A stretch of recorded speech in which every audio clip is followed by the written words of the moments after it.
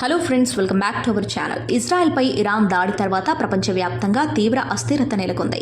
ఈ దాడి మధ్య ప్రాచుర్యంలో ఉద్రిక్తతను పెంచింది. అటువంటి పరిస్థితిలో ఇరాన్ స్వాధీనం చేసుకున్న ఇజ్రాయెల్ నౌకలో ఉన్న 17 మంది భారతీయుల భద్రత గురించి భారత ప్రభుత్వం ఆందోళన వ్యక్తం చేసింది. ఇప్పుడు భారత ప్రభుత్వ ప్రతినిధులతో ఈ భారతీయుల భేటీకి ఇరాన్ ప్రభుత్వం అనుమతి ఇచ్చినట్లు తెలుస్తోంది. గత వారం హర్ముజ్ జలసంధి సమీపంలో ఇజ్రాయెల్లోని ధనవంతుడికి చెందిన వాణిజ్య నౌక ఎంఎస్సీ ఎరిస్ను ఇరాన్కు చెందిన ఐఆర్జీసీ దళం హెలికాప్టర్లతో వెంబడించి తమ ఆధీనంలోకి తీసుకుంది. నౌకలో మొత్తం 25 మంది సిబ్బంది ఉండగా వారిలో 17 మంది భారతీయులే కావడం గమనార్హం.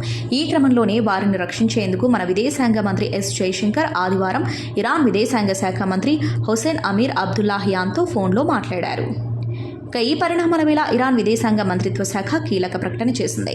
ఇరాన్ విదేశాంగ మంత్రి హుసేన్ అమీర్ అబ్దుల్లాహియాన్ మాట్లాడుతూ ఎంఎస్సీ ఎరిస్ షిప్లో భారతీయులను కలవడానికి టెహ్రాన్ త్వరలో భారత ప్రభుత్వ అధికారులను అనుమతిస్తుందని చెప్పారు. తమ ప్రభుత్వం స్వాధీనం చేసుకున్న ఓడ వివరాలను సేకరిస్తున్నట్లు ఇరాన్ విదేశాంగ మంత్రి చెప్పారు. 17 మంది భారతీయులతో భారత ప్రభుత్వ ప్రతినిధుల సమావేశం గురించి సమాచారం త్వరలో తెలియనుంది. ఇది ఫ్రెండ్స్ ఇవాల్టి వీడియో. ఈ విషయంలో భారత్ అనుసరించిన తీరుపై మీ అభిప్రాయాన్ని కామెంట్ బాక్స్లో కామెంట్ చేయండి. అలాగే ఈ సమాచారం మీకు ఉపయోగపడినట్లయితే వీడియోని లైక్ చేసి మీ ఫ్రెండ్స్ అండ్ ఫ్యామిలీకి షేర్ చేయండి.